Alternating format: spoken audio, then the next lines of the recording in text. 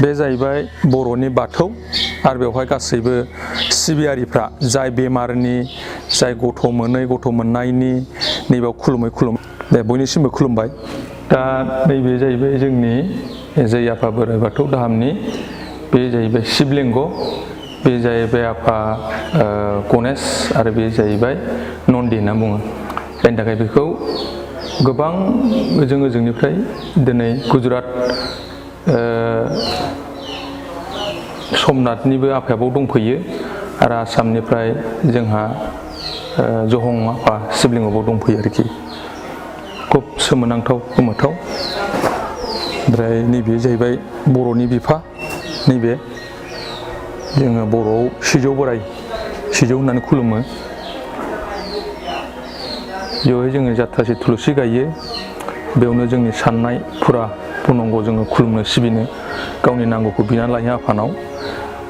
बेनिफ्राय नैबे जाहैबाय जोंनि जेनेरेल धाम, बेवहाय गासैबो हारिसा, बेवहाय बाथौ, हिन्दु, खृष्टान, मुस्लिम गासैबो जाथिया फारफ्रोमनिफ्रायनो सोंनाय फिन्नाय बिसार मोनो। आरो जों दा माखासे बिसार लागोन, बिमा गुरुआ माखासे बिसार होगोन आरोखि। नैबे जाहैबाय जोंनि जै आफा बोराइ बाथौ धामनि जेनेरेल धाम। बेवहाय हारिसा हिसाबै खुलुमनाय जायो, बेवहाय फटक महराव खुलुमनाय जायो। बेवहाय जोंना बिबार, फिथाइ, गाइखेर बे गासैबो सोलियो। बेवहायनो जोंना गणना गणखि जोंनि बिमा गुरु हेमलानाव उलुंगि खांनानै नों मानि लुबैदों, मा हास्थायदों, बे बिसारखौ बाव लानाय जायो। बाखि बिनिफ्राय जोंना दंबायो गोबां मन्दिर दङ, बे जाहैबाय जेनेरेल जाहैबाय गासैबो बेवहाय खृष्टान, हिन्दु, मुस्लिम, ओमफ्राय गार', मिर' जेखि जाथि जाया मानो बेवहाय बिसार लानो हायो आरोखि। ओमफ्राय जोंना नोरै फैदो, ओरै फैनानै बे जाहैबाय बर'नि बाथौ आरो बेवहाय गासैबो सिबियारिफ्रा जाय बेमारनि जाय गथ' मोनै गथ' मोननायनि नैबेयाव खुलुमै बे जेनेरेलावहाय थाङो आरोखि। बे जाहैबाय बर'नि बाथौ, बयबो खुलुमनो मोनो। बेवहाय हारि जाथि धर्म बासिनाय जाया, गासैबो बेखौ खुलुमनो मोनो आरोखि बे बाथौ। ओमफ्राय नैबे जाहैबाय मोनसे हारिसायाव बुंनाय दङ, बे जाहैबाय शिबलिंग, जायनि थाखाय जों दाख्लै थांनाय 29 थारिखआव गुजरातआव स्ताम्बेश्वरावबो थांदों, शिबलिंगनि बोर आसिरबाद लायदों, बाव थाफैदेरबाय। लोगोसे जोङो भारतनि 12था शिबलिंगनि गेजेराव 1 नाम्बारा जाहैबाय समनाथआव गुजरातआवहाय। जों बिनिबो आसिरबाद मोनबोनानै आफायाबो दिनै बिसारदों, मैया जेरदों मैया बिसारदों। लोगोसे जा खाथियाव गणेश दङ, जाय बिथांमोनहा दिनै आत्मा बिसासजों सैथो बिसासजों जाय जे हास्थायदों, जे लुबैदों, बाव गाइखेर आवा, गय जरा, बिबार आरो बेवहाय जोंहा बेलपाता होनानै जों खुलुमो। बे खुलुमनायजोंनो जायहा जेरैबायदि फैदों बेबायदि बोर गुनखौ मोनलाङो आरोखि। जे हास्थायदों बेखौ जाफुंसार जानो हायो, बेनो आरोखि बियो। बे जाहैबाय जोंनि प्रिथिबियाव सान्थियानो बयनिफ्राय सुखि खालायग्रा। बे सान्थिखौ बुंनानै फोजोबनो हाया। जेरै सान्थि आथ्र सान्थि, गारजा आथ्र गारजा। बेयाव 18थानि बारा जायगानि बे सान्थिया दंफैयो। जाय सान्थिजों दिनै गय जरा मान बावनानै बेखौनो गोरबो गोसोजों जुदि फोथायनानै खुलुमबानो माखासे बेरामाव खहा जायो। आरो बेजोंनो जों थुखैगासिनो दङ दा। जेरै आइ आफाया बिथोन होदों, नैबे दैयानो पबित्र, जेरै गंगा, जमुना, सरासति होननानै जोङो बिमा गंगाखौ मानियो। आरो बिमा गंगा देबियानो दिनै जोंनि खालाय दैफोन, गेसाव गोफोन, थै गोथां अर गोथां सुस्रांग्रा। बेनिखायनो बे गंगा देबि, बे जाहैबाय स्ताम्बेश्वरनिफ्रायबो दिनै गुजरातनिफ्राय फैबाय, आसामनिफ्राय जोङो गिदिर थानसालि नोगोरसालिनिफ्राय दिनै बिमा कामाख्यानिफ्राय लाबोनाय, आरो गोबांथार दिनैहाय जोङो बै बिलोगोसोनिफ्रायबो लाबोबाय, आरो लोगो जहं बाबानिफ्राय लाबोबाय, आरो बिनिफ्राय जोङो थियाखर' हाजो गोजौनिफ्राय गोहैनाय थियाफानिफ्राय लाबोनाय, आरो बेवहाय सना बान्दार, आइ बाहान्दार, आरो खाथि खाला गावसुलखानि मानलु मानला, बे गावसुलखा नामानो लाखानाय। ओमफ्राय जोङो आगोल देहेन थाहैनाय बै भुटान, सना बान्दार, आइ बाहान्दार। मोनसेया जाहैबाय फिकुवा दैसानि, भुटाननि जमदुवारनि, खासिनाला, जारिमिन संकस खेराइनि सानथ्र'हायि दैखौ बाव दोनबाय। दा बेखौनो आइ आफाया जेरै बिथोन होदों, बे बिथोन होनाया जाहैबाय बेजों जाय बिथांमोनहा दिनैहाय बेयाव फैनानै बे सान्थि खुंग्रिजों थुलुसि गांबा आरो गाय गलि गाइखेरजों दुगैनाय लोगो लोगोनो खावसे बिनि नांनानै थानाय देहा सोलेरा बावनो सुग्लायखायो। बेनिफ्राय माखासे नियम दंबायो, बे नियमखौ बिसार मोनो। जाय फोथायनानै फैगोन बे बिथांमोनहानो दिनै बाव सान्थिखौ मोनलांगोन, बे लोंनायजों फुननायजों दुगैनायजोंनो। आरो बेवहाय जोंहा मोनसे दङ जोंहा नैबेयो बे जाहैबाय बे बिमा सान्थियानो जोंनि जिबनाव थायो दिनै नैबे जाहैबाय बहाय जोङो गोबांथार खेब जोङो बिमा कामाख्यानाव दर्शन जानानै बिमा कामाख्याया जाहैबाय बर' सायावहाय जिउ महरै थादों बर' सायावहाय जिउ महरै हारिसायावहाय फटक मुर्ति महरै खिन्थु बर'आवहाय जिउ महरै बिमा कामाख्या बहाय दंफैयो आरो बेवहाय जोंहा बहाय खाथियाव दङ बिमा मा होनो सरासति जोंहा बहाय बिमा भद्रकाली दं बहाय लोखि दुर्गोश्री जायनि थाखाय जोंनो सम्पति नांगौ बे सम्पति हरग्रा रक्षानि थाखाय बिमा भद्रकाली नोंहा सुत्तु मिथुनबा जि जानो थाखाय आरो लिरनाय फरायनायनि थाखाय जोंहा दंहैयो बैयावहाय बिमा सरासति आरो बिमा कामाख्या सान्थ्र' हायैनि गोहो बोलो सक्ति होनाग्रा मा हासै मा लुबैदों थिग बेबादि दिनै जोङो जिउखौ मोन्दों हारिसाया मोन्दों मुर्ति महर फटक महर बेनिखायनो जाय बिथांमोनहा दिनै दर्शन जानो गोसो फैनो हागोन दर्शन जाफैनो हागोन बिमा कामाख्याजों बिसार लानो हागोन बिमा भद्रकालीजों बिसार लानो हागोन आरो बिमा सरस्वतीजों बिसार लानो हागोन लोगोसे दिनै बिमा लोखिजों बिसार लानो हागोन आरो आफा जहं बाबाजों बिसार लानो हागोन आफा गणेशजों बिसार लानो हागोन बेबादिनो आफा 12था स्त्रीलिंगिनि आफा जोंहा 1 नाम्बार शिलंनि बेजोंबो बिसार लानो हागोन लोगोसे सती पार्बती गुजरातनिफ्राय जाय फैदों बेजोंबो बिसार लानो हागोन बयनिसिमबो आं बेखौनो खावलायहरदों आरोखि नोंथांमोना दहाय भिडिअ खालामनाय जेरावहाय नुखाबायानो जे मोनसे बेवहाय गोथार माने दै दंफैयो गोबां जायगानिफ्राय लाबोदों बेखौ आरो बे दैखौ जुदि थरथिंसेबाबो लोङोब्ला नोंथांनि जिउआवहाय जे सोलायगोन बे बाथ्राखौ नैबे बिमा गुरु आरो नैबे माने फुजारि जोंहा बाबाया बुंना होखाबाय आरो बिथांनि जि बुंनाय बेखौ नोंथांमोना खोनाखांबाय अब्लाबो आं नोंथांमोननि सिगाङावहाय फोरमायबावनो सानदों जेनेबा बे जे नोंथाङा बुंदोंमोन दहायो जे दै नङा होमबा जे गोथार दै लाबोदों बेखौ रायजो राजाफोरनि सायाव फिन खेबसेबाव जेनेबा बेखौ बोरै प्रसेसै माने जुदि सुबुङा जेनेबा मानसिया जुदि फैनानै बेवहाय बेखौ लोंनोब्ला मा खालामनांगोन दे बयनिसिमबो खुलुमबाय खोब गोजोनथाव खौरां जोङो मानसिफोरनो मोजां मावनो लुबैनायानो जोंनि थांखि धोरोमनि गेजेरजों जोङो बेखौनो मेसेज होनो लुबैदों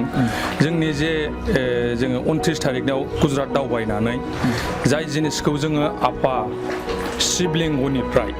भारतबर्षआवहाय 12था शिबलिंगनि गेजेराव 1 नाम्बार शिबलिंग सोमनाथनिफ्राय जोङो बे गोथार सान्थि आरो स्ताम्बेश्वर बेखौ निउसाव बोनानै नायबाबो नुगोन नोंथांमोनहा दा बे जिनिसखौ आइ आफाया जेरै बिथोन होदों आफा स्ताम्बेश्वरनि आफा महादेब बे बुंफैबाय आरो जहं बाबा बुंफैबाय लोगोसे जोंहा पार्बती आइया बुंफैबाय जे बेखौ ओरैबायदि नियमजों लोङोब्ला जे बेमारनिफ्राय रक्षा बेनिफ्राय मोनसेया जाहैबाय जाय जे थांखि बे थांखिखौ मोनफुंगोन आरो जा सना फुख्रि होननाय दं बे सना फुख्रिनिफ्राय दुगैनानै बेखौ लोंनाय दा बेखौ लोंनायनि प्रसेसा जाहैबाय सानथाम सिगां मिरामिस थानांगोन आरो हायोब्ला टटेलि ओंखामखौ जानाङा उन्दैफ्रा जाथों बिमा बिफा गार्जेनफ्रा जानाङा बे जिनिसजों बे सिस्टेमजों फैयोब्ला नैबे नंथु माथो आफारा जै आफा बोराइ बाथौ थानसालियाव मोनफैगोन आं बे पाब्लिकफ्रा मोननो लुबैदों बे गोथार दैखौ अब्ला बोरैहाय मोननो हागोन बेखौ मोननो हागोन जोङो जोंनि कन्टेक्ट नाम्बारबो जों होनो हायो बे कन्टेक्ट नाम्बारजोंबो फैनो हागोन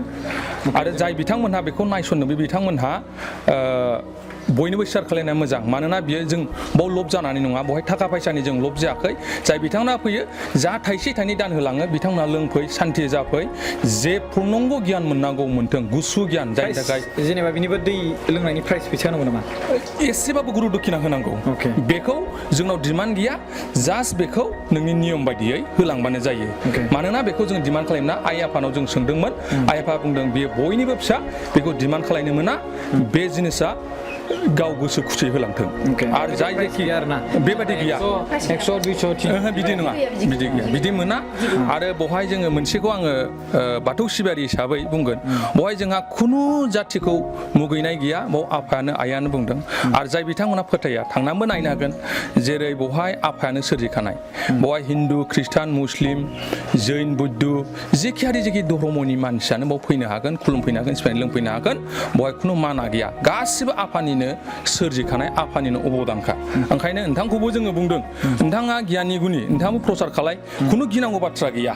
सोरबा उसुबिदा मोनदोंबा आइ आफानाव बिसार लाथों दाबो बुंनांगौ दरखार गैया आरो बेवहाय जोङो मोनसे मेसेजखौ आङो हरनो लुबैबावदों जाय बिथांमोना अजा जादों बिबार बाथौनियानो जा बुलि बाथौनियानो जा गोबां रोखोमनि बिथांमोना खाथिया जादोंबा बाव फैनानै दुगैफैथों निष्ठार ब्राह्मण जानानै थांथों आरो जाय बिथांमोना दिनै गना गनखि जादों बिथांमोननाव मानसि फैदों बेमार हामा जादों बिथांमोना बाव फैनानै थांथों बे सान्थिनिफ्राय सना फुख्रिनिफ्राय दुगैनानै नैबे जायनाखि सान्थि हरदों बे सान्थिखौ लोंनानै थांथों अब्ला बिथांमोना गावनि जे मावनांगौ खामानिखौ मोनथों आरो जाय बिथांमोना दिनै गथ'नि बेलायाव होन फरायनाय लिरनाय बेबसा बिजनेस एनि एभ्रिथिं बुंनानै फोजोबनो हाया बहाय बिसार मोनखायो बहाय आफाया जिरायखाबाय आइया जिरायखाबाय बहाय जोङो बुरखायनाय बाथ्रा नङा बरायनाय बाथ्रा नङा बे जों बानायनानै फोलानाय नङा औ ओंखायनो प्रुफ बायदिसिना दंखायो दंखाजोबो सोरबा गथ' मोननाय बिनिबो प्रुफ दं आरो नैबे गोदान फैनानै आइ आफाया जोङो बिथोननायावसो दिनै नोंथांनि चेनेलखौ जों लिंहरनो गोनां जादों दाख्लि जोङो मोनसे चेनेल बड'साखौ लिंहरदोंमोन बिथाङा बेखौ उसुबिदा मोननो गिनानै होनाय जायाखै माबाखौ उसुबिदा जायो होननानै आंनिया बेबायदि जेनेबा पाब्लिकआ बयबो बुंनो हानाय मोन्थाय दङ नङा होमबा जिखियानो जाया माने जेनेबा आंल' बेबायदि नंगौ होननानै बिदि बुंनो माबा गैया जास्ट माने नोंथांमोनखौ फोरमायनानै होनानै नोंथांमोना जि फोरमायनो हानाय बेखौ आंहा श' खालामना होनाया बे आंनि रेसपन्सिबिलिटि बयनिबो बे रेसपन्सिबिलिटि बायदि सिस्टेमै जायो आरोना दा बेवहाय माने दा नोंथाङा जि बुंदों बे नोंथांमोननि सायावसो थायो नालाय जोंथ' जास्ट फोसावनासो होग्रा नालाय आं बिमा गुरुनिफ्रायबो फंनैसो बाथ्रा मिथिनो लुबैदों जेनेबा जोंनाथ' दा जै आफा बोराइ बाथौनि जाहैबाय 2 नं मानसाफारानि दा गासिबो फैनाय मानि हामजोबगोन मोजाङै जालांगोन माखासे गावनियावबो लुबैनाय हास्थायनाय थायो नालाय दा बेफोरबो जेरै फैदों गंगा बिमा गंगा दं बेयो स्टाम्बिसरि दङ समनाथनि दङ आरो बे गुवाहाटि जहं बाबानि दं ओमफ्राय हिमा शंकरनि दं उमानन्दनि दं बशिष्ठनि दं जेरै आफा जोंना बे आफा शिबा जेरै बिसार होदों जों बे बिसारै थांदों दा थांनानै जों गुजरातआवबो मोजाङै मोजां सहैदों आरो सफैदों दा सफैनानै जोङो दा बयनिबो नुनाय मानि फिसाफोरनि थाखाय जों दा बोरै खालामबा बोरै मोजां जागोन बेखौ नाजागासिनो दङ जोङो दा जोङो लिंहरोबाबो जों मिडियाखौ लिंहरोबाबो दा थाखाजों लब होनजानोबो गिनानै जों थादों गोबावसै जोंना बुंनांगौआ जोङो नाथाय बुंनो हायाखै आरो दा जोङो रायलायदों जोङो कमिटि मन्दिरनि बिदिनो सेक्रेटारि प्रेसिडेन्ट रायलायदों जोङो मा खालामबा मा मोजां जागोन बेखौ रायलायनानै दं आरो जोङो नेनानै दं आरो समखौहाय दा बेखौ जोङो लेंहरनाय जादों आरोबाव गासिबो जोंना निउस सिनाय गैया आरोबाव बांगाल फै बेबो मोजां जागोन बेखौबो सोगोन ख्रिस्टान बेखौबो सोगोन जयगुरुआनो जा शिब सनातनानो जा ब्रह्मआनो जा आब्रुआनो जा सोरजिगिरियानो जा फैयो बेबोथ' शिबनिखा नालाय धर्मखा मोनसे बेयाव जोङो गासिबो बिनि थाखाय अके जोब आरो जोङो बे जै आफा बोराइ बाथौ मन्दिरा स' रायजो राजाफोर आं दंफैयो दायो आमलायगुर नङा होमबा नंथु 2 नं बाथियापारा साबकाटानि खाथियाव आरोना क'क्राझार एबा गसाइगाव क'क्राझार जिल्लानि सिङाव थानाय गसाइगाव स' बेवहाय दंफैयो बिथां नैबे फुजारि बाबा बुंनाय मथेब्ला जेनेबा हमना ला जायफोर फुजारिफ्रा दायो बिथांमोननि मन्त्र जि रायनाय बिथांमोननिया सिगां सोलियोमोन दा माबा मोनसे मा होनो बेखौ माबा होनोना जेनेबा हमना ला सुवा नांनानै बिथांनि मन्त्रआ गोथे जायो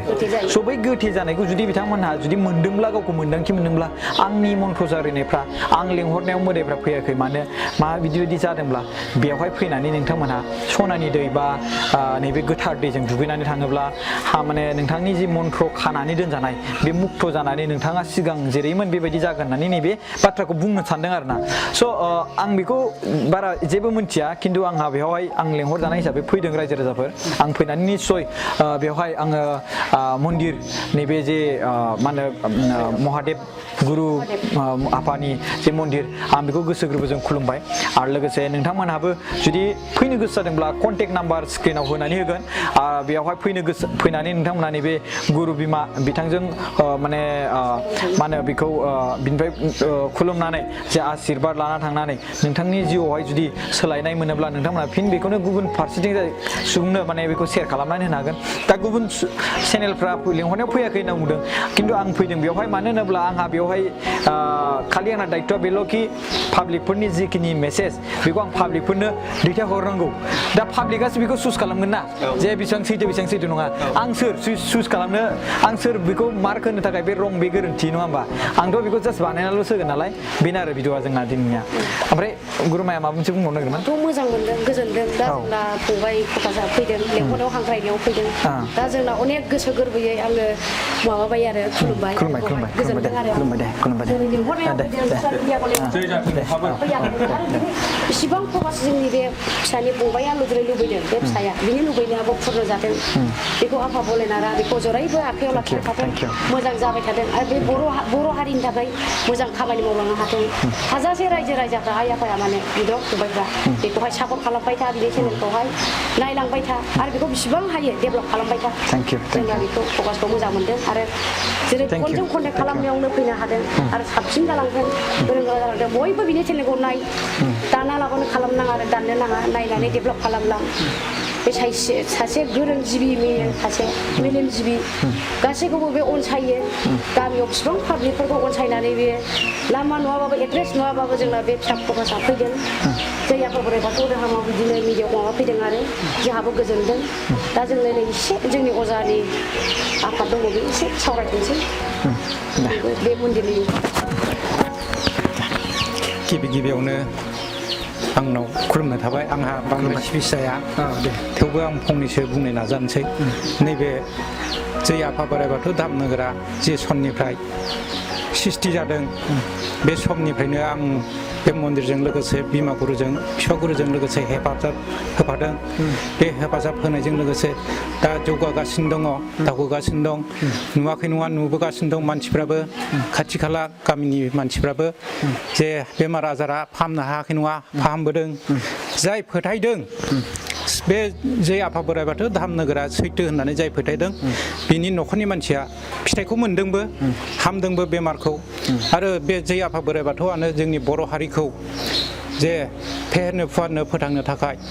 जे आफा बोराइ बाथौ धामनोगोरखौनो जोंनि दिउसिगिरि फोलायगिरि नायगिरि बिमा गुरुखौ आगदानि आखाइजों आगसिनि आखाइजों गोबाना लाखादों इसोरफ्रा बेजों लानानै गावसोरनो बिथोन होनायखौ लायै लायै जोंबो आगान सुरदों आइ आफानि बोसोन लानानै जों थाङाखै नङा थांदों गुवाहाटियाव थांबाय गुजरातआव थांबाय अनेक थाखा खरसा खालायबाय बिहाराव थांबाय दा थाङै थाङै जोङो दा इसोरफोरखौ गथा खालायनो नाजादों बे गथा खालायनायजों लोगोसे इसोरफ्रा गथा जायाखै नङा जाबायबो दा बिनि गेजेराव जोङो बर' हारिया खौसेनि फिथाइ मोननो थाखाय दा जों बेखौबो आरो मिडियाखौ लिंहरनानै जोङो ज' खालायनानै जों जाहाथे बर' हारिया माबोरै खौसे जायो बिनि थाखाय जों नाजागासिनो दं बे नाजानायजों लोगोसे जोंनि साननाय आरो हनाया जाफुंसारनो थाखाय आं बेखौनो सानदों आरो बेजों लोगोसे